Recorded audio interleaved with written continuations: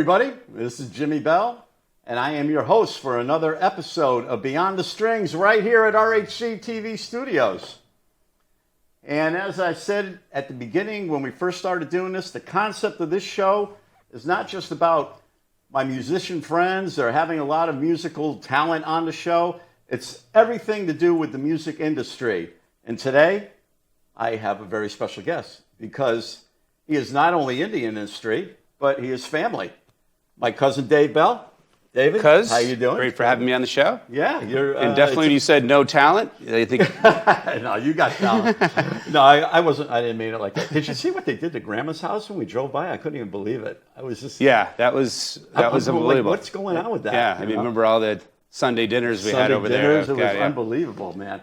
Anyway, yeah, Dave and I are first cousins, and back in the '80s when I joined forces was really big. He used to come to the shows and would tell all the girls that he was Jimmy Bell's cousin, and it really helped him out. I'm sure of that, but back then. But it's an honor to have him here. His father, my Uncle Richie, and my father obviously were brothers, but my Uncle Richie was really like a second dad to me. He did a real lot for me musically. And we'll get into that because let's talk about his life and his career because it was absolutely amazing. He was a great man. Right. Yeah, well, the reason I'm sitting here today is obviously because of Uncle Richie. He started back, a lot of people don't know that Command Aerospace, I should say, had a division called Command Music. A lot of people may not know that. People know the Command Aerospace Company in Bloomfield, but he worked as in the purchasing department for the aerospace division, right? So he was probably buying helicopter parts or something like that. I didn't know that. Yeah. So that's where he got started. Was like he wasn't in the music side, but then, Charlie Command, the founder, inventor of Command Music, decided he would start a music company, right? Because he was a jazz guitarist back in the day. I think he played with Tommy Dorsett and a bunch of other musicians. He was really well known musician. The first thing he tried to do was to buy Martin guitars, right? So he says, well, I want to get into the music industry because at that point in the 60s, the Vietnam War was kind of winding down. Right. And the aerospace contracts were drying up. So he was like, well, I play music. I love music. Why don't I have a music division to diversify my company? So he went out to Martin, and they said, no, thank you. That was a family-run company for 300 years now, whatever, how long they've been around. So he says, well, I'm going to go out and do it myself. Charlie, that's the kind of guy he was. Yeah. So he obviously was an engineer, worked for Sikorsky, and he developed the Ovation guitar.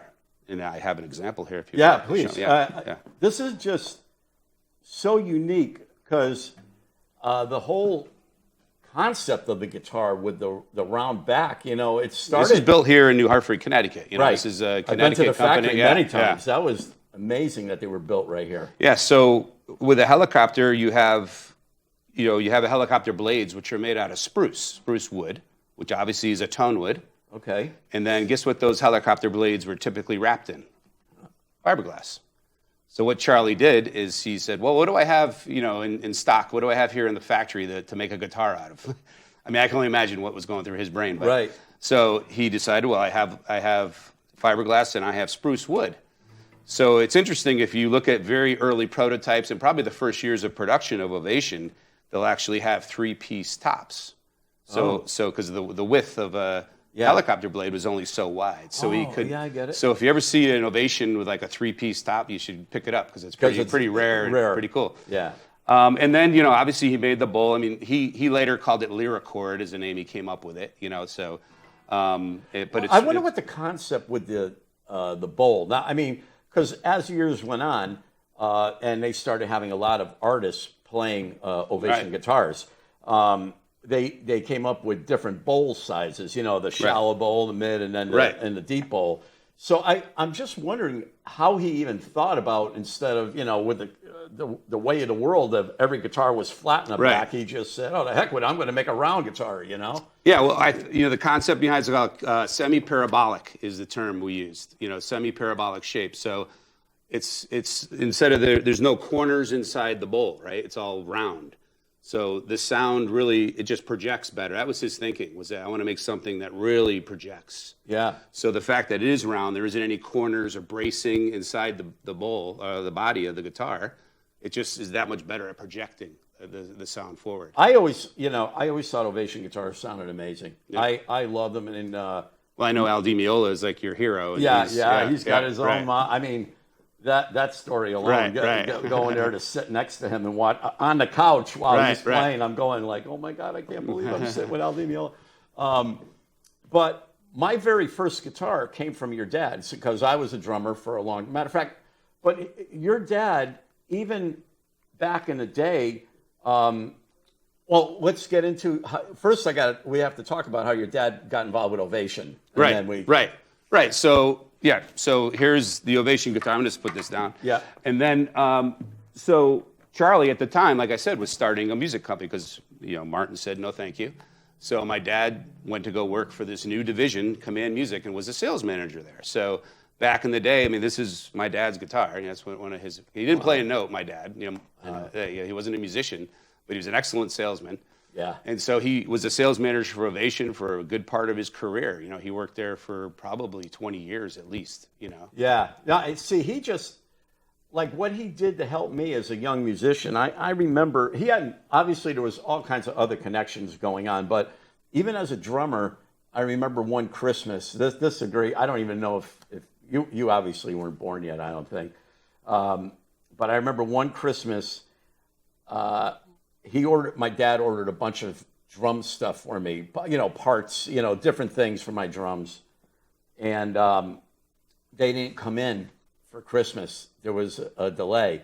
Well, when they finally came in, your dad, dressed up in a Santa Claus outfit, came to my house and brought me all the stuff that was that he had ordered, it was the coolest thing. And he actually, when I made the switch from guitar, he got me my very first Ovation acoustic. That was my first, and I had gotten a pickup from him, a sound hole pickup. And that's how I started playing electric guitar. And the funny story is that because of the back, there's some sort of a coating on the old Ovations. Right. That one's the shiny back, which is I think what you had, right? You had the shiny back, and then later on they gave it some texture, so because people were complaining it would slip off their knee. My Ovation actually had they used to put a pad on it for the knee. Yeah. So, but apparently my first guitar was one that had gotten dropped at the factory. Okay. So it dropped and hit the ground, and it cracked the back there, and it was just sitting. They weren't going to strip it off and do anything with it. So like a B stock, It was more than a B stock. It became a Bell stock for sure. That ended up being my very first guitar, and man, I played that forever. When my parents saw how much I was putting into the guitar, your dad then got me get into it. Yeah, so you had a Deacon or a Breadwinner too. I remember that. Yeah, but we had to make that. But first he got me an Eclipse, which was like I remember like Betsy's. What was it? A Tornado? What was the Tornado? Exactly. Yeah, the Tornado. I have that hanging in my office at home. That guitar. Yeah, man, you should have brought that. People would be lining up outside to get that guitar. Anyway, that's like a.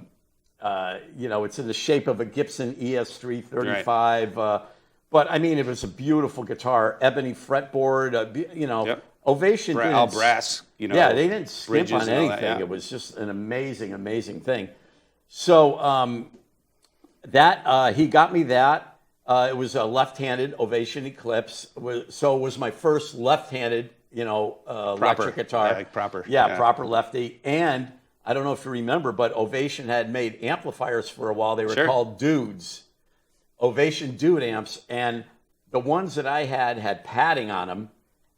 It was almost like a custom, like a custom amp. Well, it didn't have the quilting in it. It was a solid padding. Okay. And it had a 15-inch speaker and a horn with a volume control on the horn. Love that. Yeah, and the amplifier was built into the back of the amp. So you had to plug your guitar into the back. They had, just very simple. It was way before, any amps had gain and overdrive on them. So it was just, volume, treble, and bass. Sure. But yeah, man, I would play those nonstop. But imagine a 15 and a horn. Can you imagine how obnoxious that was in the house, just like cranked up? But yeah.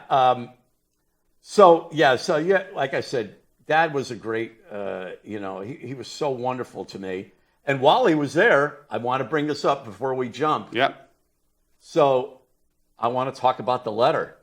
Oh, that's an interesting story, yeah. Yeah, so let's talk about the famous letter, because this is pretty intense. It's a little dark. It's a little dark, but that's okay. Well, back in the day when my dad was at Ovation, he was in a position where all the letters that would come into the factory, it would go across his desk.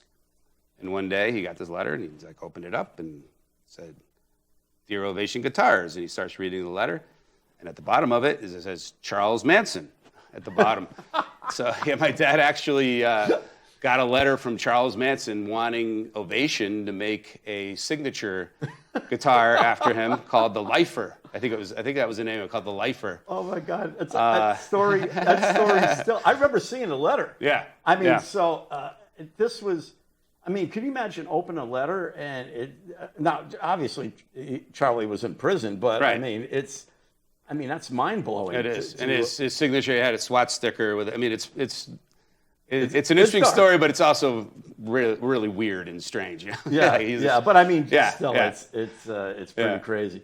But anyways, so Dad went on to doing many things, and then he became like the #1 guy for Roland, right? Worked for Roland Corp, and actually Mark Malucci. I'm sorry, Mark Nomad. Well, no, sorry, we call Mark Malucci for that. Oh, you did? Okay, yeah. Okay. Worked for my dad for many years. So he was on your last show, right? Yeah. I didn't get to see the whole show yet. He was on the second show. As a matter of fact, we talked about your dad on that. Right. But yeah, so your dad had an amazing career in the industry of, selling products and everything. Is that what inspired you? Yeah, exactly. I mean, out of college, I did do banking for a little while. I was a loan originator. But I always had a passion for music. I played drums back in the day when I was a teenager. You sang a bit too. Yeah. Used to be. Yep. Come to see me play a couple times. Yeah. Not as many as I've seen you, but yeah. Well, by the way, I also want to mention too. I think the first live show I ever saw was it Shopper? Was that your? Yeah, Shoppers. I think. And would your bass player have like a bombardier? Yeah. So I remember that. That's bombardier hat. Yeah. But anyway, so I was in banking for a little while. But then I actually got a job at Command Music, which was, again, going back to the aerospace that created Command. It was Ovation, but now they created a whole distribution company called Command Music. So my dad was just Ovation, now they had Command Music. So I worked for them for many, many years. I got into international sales, which is still what I'm doing today. Right. Let's take a break for one second. We're going to come right back, and we will have another segment of Inside the Gig Bag coming right at you.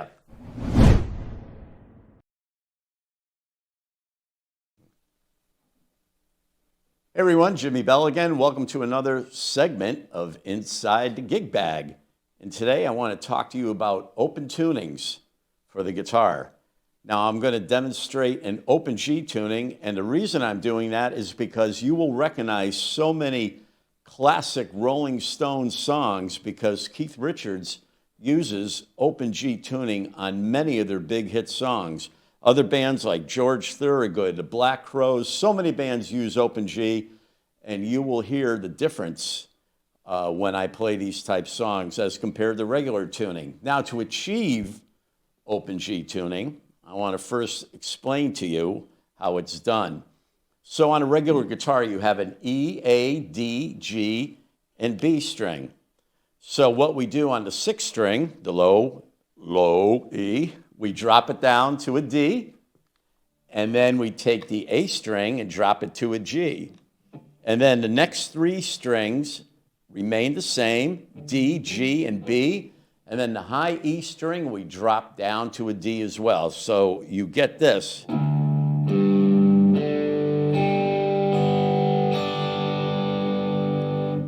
So what you've done, you've literally created a chord without even having to do any fingering whatsoever on the fretboard. And that is another fact right there, because when you use open G tuning, you change all your finger style, what you do on the guitar. For example, you'll be doing open strings or the 12th fret. And then if you want to go up to the C chord, up to the 5, and then back down. So let me give you a little bit of example.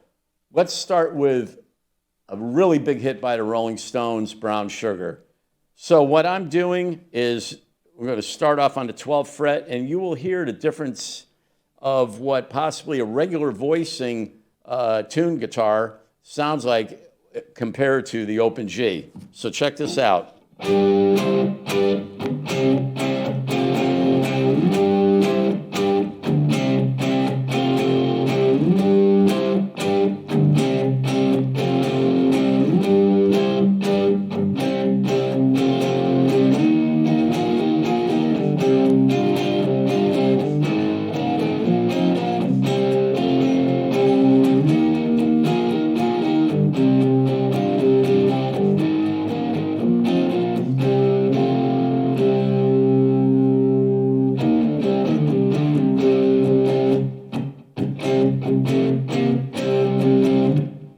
See, you could hear the classic Keith Richards sound right there.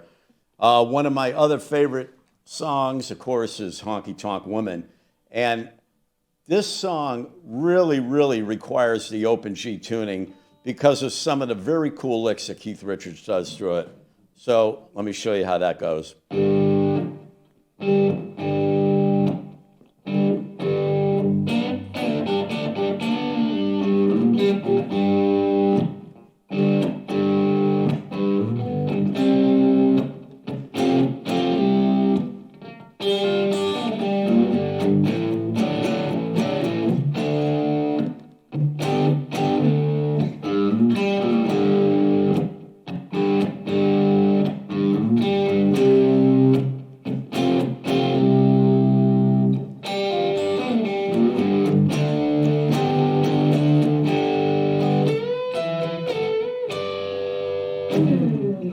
You could just hear it, especially this lick right here when it goes. You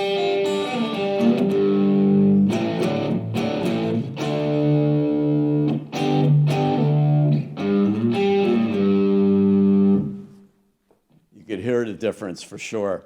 And also, you know, you got the bands like Black Crowes that took that same style and, for example, their big hit Jealous.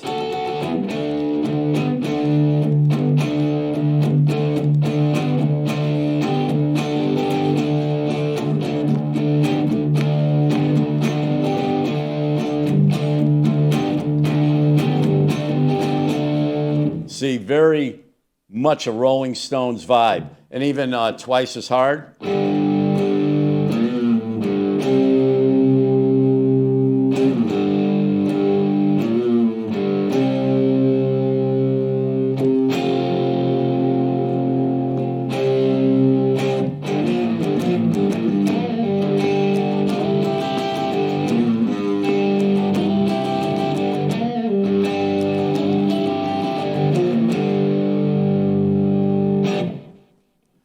So there you have it, folks. Little example of what open G tuning sounds like.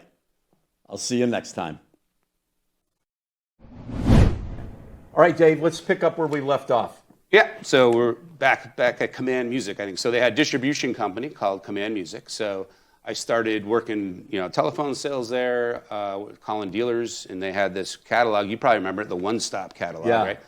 And then I got into the international division there. Worked for Command Music International for many, many years. Great people. Greg Ord. Yeah. I worked with Greg over here at Shredneck, right? Yeah. I met him there. And then from there, Fender at one point bought Command Music. So I was working for Fender, but as a division for Command Music. Now, before that, though, before Fender bought them, we had Hamer guitars move into the Ovation factory, right? Well, go ahead. Yeah. So they were actually, Hamer, wherever they were, moved into the factory and was building their handmade guitars right at the Ovation factory as well, right? Yep, correct, yep. So they were based in Chicago. Command bought Hamer. They had Takamine, we had Ovation, we had Gretsch drums, Gibraltar hardware, Toka percussion, Latin percussion, LP. So it was a huge company, a lot of different proprietary brands. It was really big. And that's prior to Fender buying them. No, Fender, yes, but that's why Fender wanted to acquire them. It was basically because of all those brands and that distribution network that we had. Yeah. So it was very lucrative for them to buy.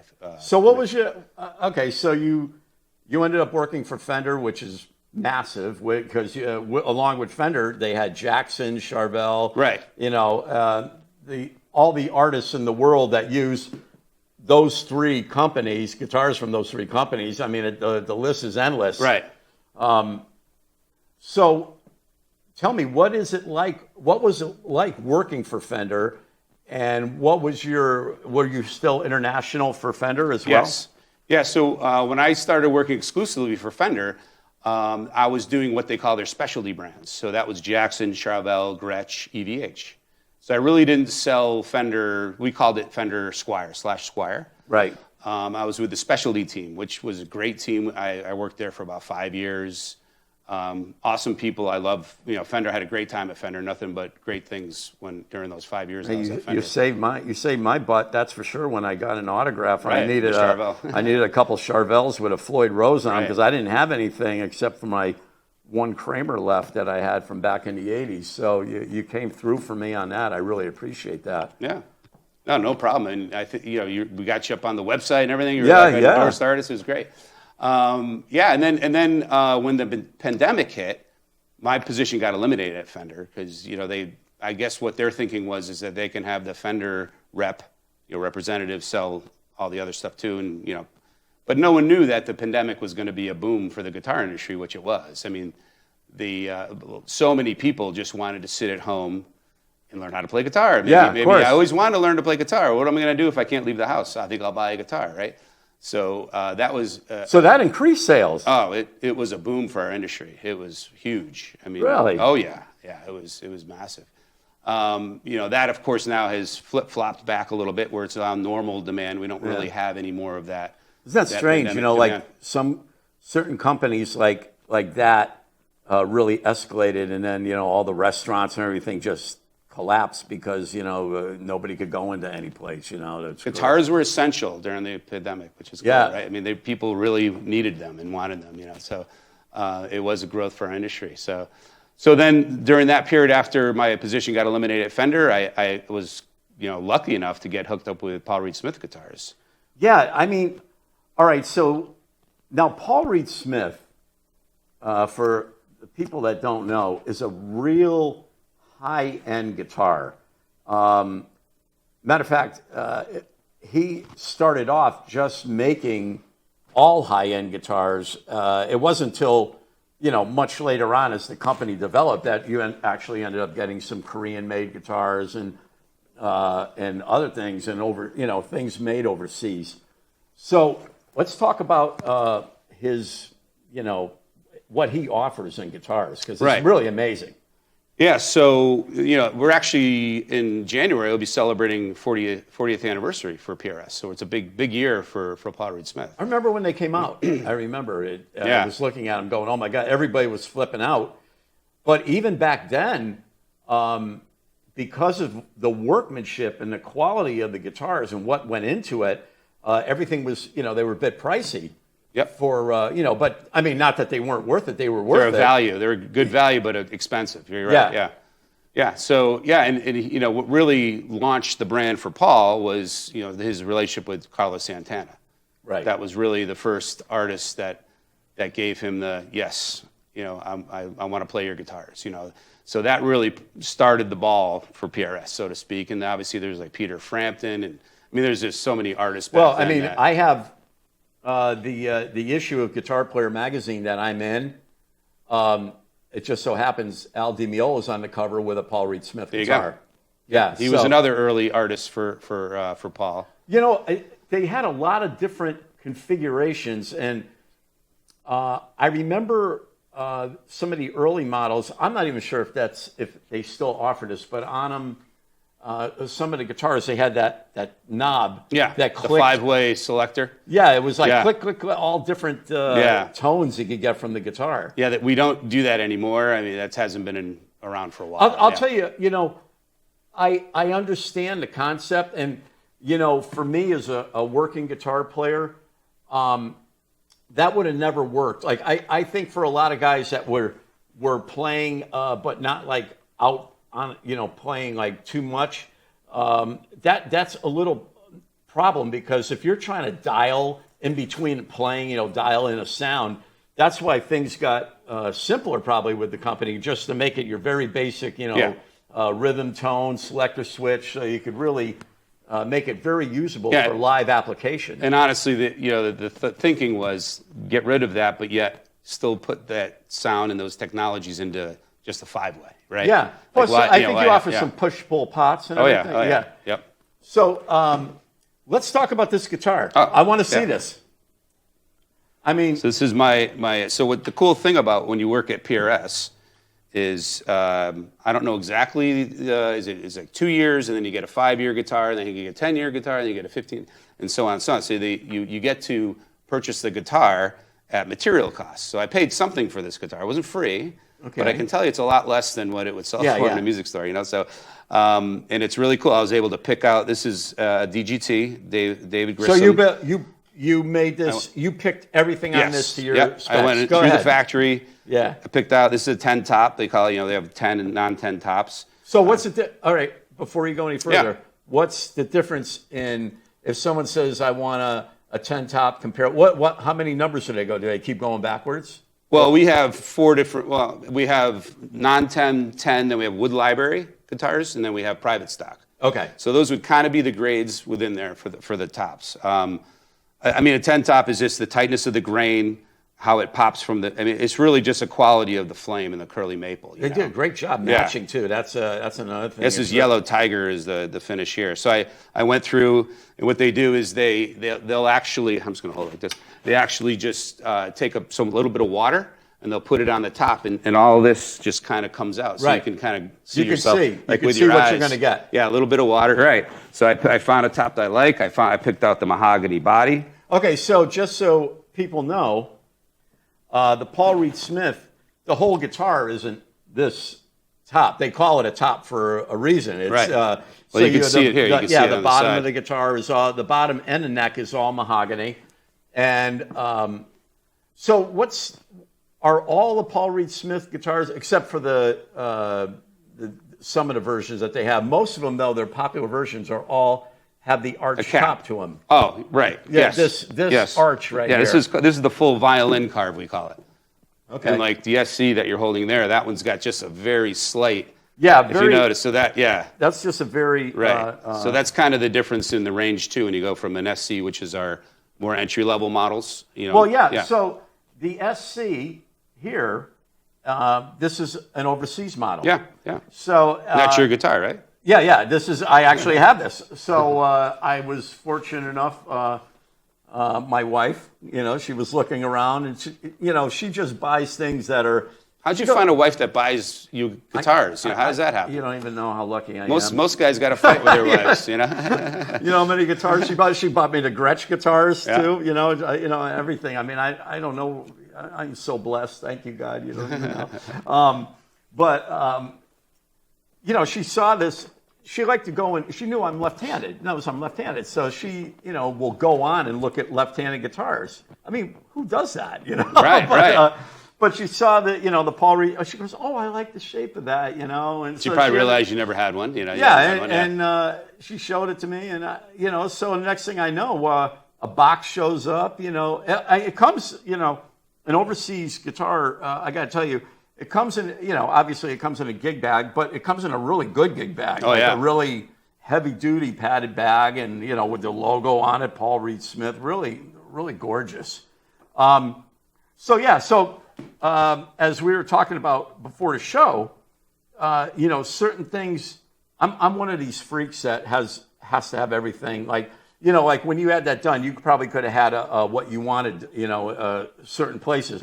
Well, I'll tell you what. I couldn't move the controls, but right. yeah, but I'll tell you what. If I was, when I got my 5-year guitar from you, I would have, like my toggle switch here, and then my volume, either here, and that would be it, because that's really all I need. So, like, certain things might be different for me. That's why it's very difficult for me to play things that aren't custom made for me. I'm a freak. I've been playing. Well, you also play at a very high level. Even though I'm your cousin, I will say you play at a very high level. So you need to have everything exactly.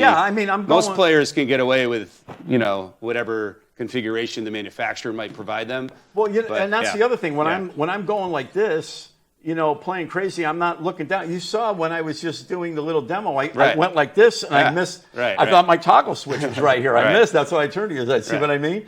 So that makes a big deal in how I do it. But I'll tell you what, Paul Reed Smith is an extremely popular guitar among artists, and nobody has a problem with him whatsoever. It's just an amazing piece. So tell us about international sales, because that's what you do. Right.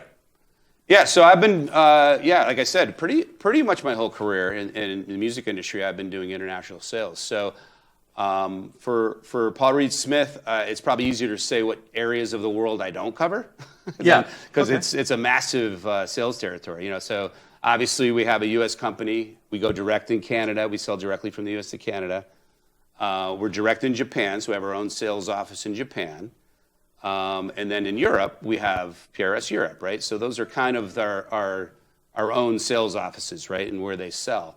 I handle pretty much everything else. So kind of take Europe off the map, take Japan off the map, and take Canada off the map, and I literally cover the rest of the world. So you're talking all of Latin America, all of Africa, all of Asia, with the exception of Japan, and actually China too. I don't cover China. And I got India, I got Australia, I got New Zealand. Really? Yeah. So it's a huge sales territory. But here's the thing, though. You're not, selling, just from your home. You actually go over to a lot of these places. So I've been to 37 countries. I've been to in my lifetime. You have? Yep. That's more than I've toured. See, you are famous. You are the famous Bell. What's your favorite so far that you've been to? I get asked that a lot, and it's really hard to answer. It depends, whether a place to visit or a place to live. I love Thailand. I love the food there is amazing. Really? Oh yeah. I love Korea. I love Korean food. It's all about food, as you can tell. Yeah. No. Hey, remember, you're a baloney. Exactly. But Australia is an amazing place. I love Australia. The quality of life of the people. It's an expensive place. Yeah. But they have a really good quality of life there, and it's a beautiful, beautiful area. That's a long trip. Yeah, about 37 hours with the layovers and everything. It takes about 35 hours or so to get there. It takes forever. It's a long time to be sitting on a plane. It is, but it's kind of worth it when you get to a place like that. And each I've been to Sydney, I've been to Melbourne, I've been to Adelaide even, I've been to Perth, which is on the west coast, which is actually the most secluded large city. So Perth is closer to Jakarta, Indonesia, than it is to Sydney. Oh, really? So get your head around that. That's how big. Well, it's a continent. Australia's huge, right? But it's a very remote, but yet it's a huge city, which is kind of cool. Well, I remember, when House of Lords did Tokyo, and we were on tour in Europe already. We broke, in the middle, and we were in Madrid, and we, flew to Tokyo.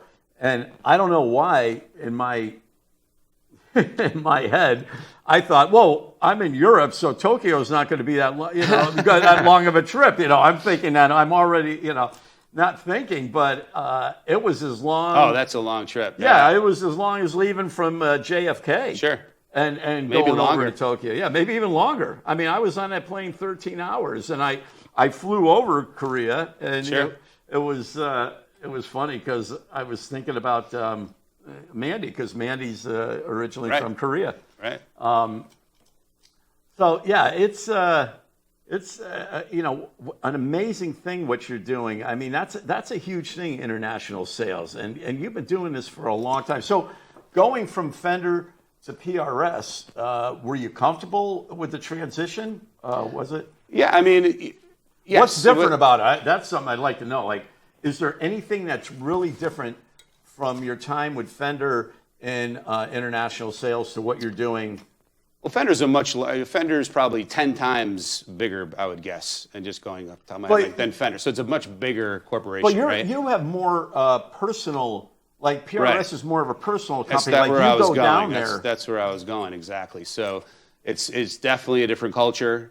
Not one's better than the other, but it's a lot different, the culture in PRS. It's more, it reminds me of my time at Command Music, which was more, smaller, more like family-like, type of culture. And I would equate it to that. It's much tighter knit. We just had our Christmas party this past weekend, which was a great time. Had a really good time at the Christmas party. I didn't get an invitation. I'll have to call Paul up and say, Paul, you missed it. Where'd my invitation go? No, it's a great company. I'm really happy where I'm at, and I just really enjoy working for PRS. It's a great company. No, so I mean, this is one of the reasons. Like, I really was looking forward to having you on, because I don't think, a lot of people, so far every episode I've had musicians, right. But there's so much more involved in the music industry. I mean, how do we get these guitars in my hand?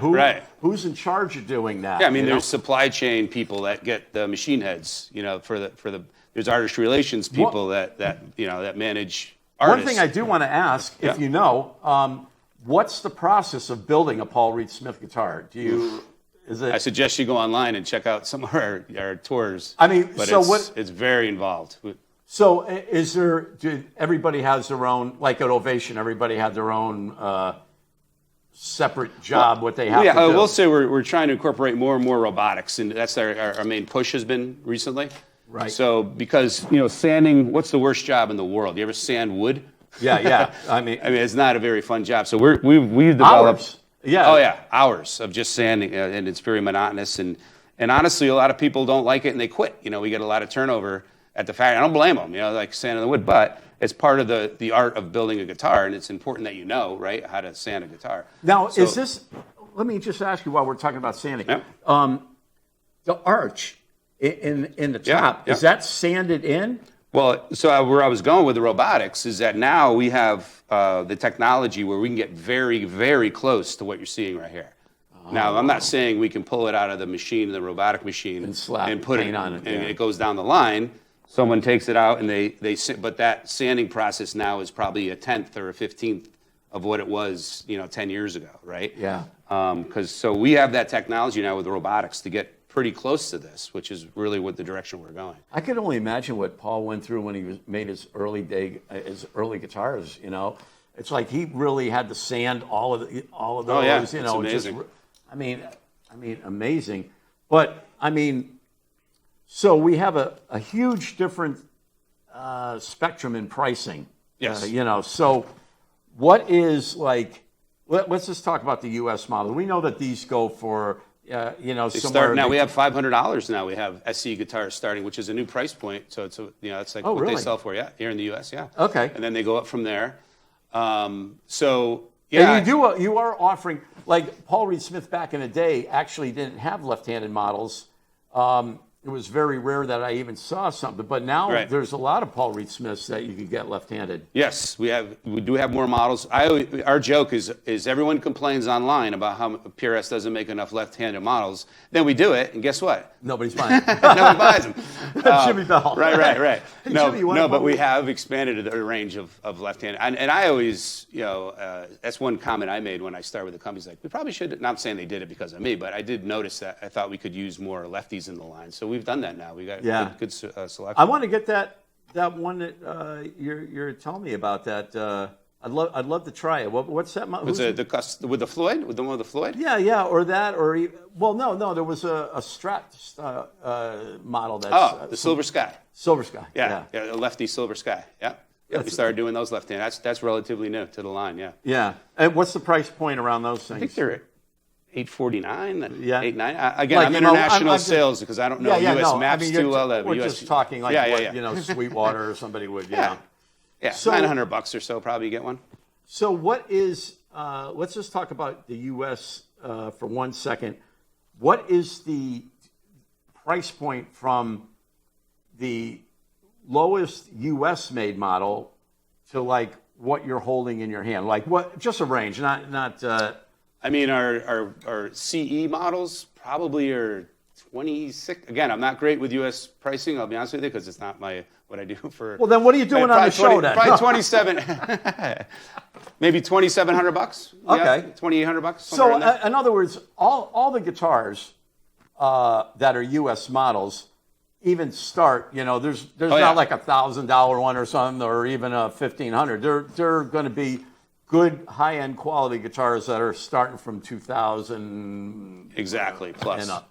But interesting, you know, what's happening now is that we've elevated the quality so high with the SCs that, you know, and people have really gravitated towards the value in the SC guitars that you're, you know, like the one you're holding there, is that we can now charge, you know, we're going to have guitars close to $2,000 in the SC range. Oh, really? And the quality, is so amazing. good. Yeah. People are like, that's okay. I will pay that. You know. So Okay, so real quick before we stop, you moved for the overseas. You had a factory in Korea, and then right. That's where that particular model is at the World Factory. Great. I think that's company. why Mandy bought this one, because it said made in Korea. Maybe.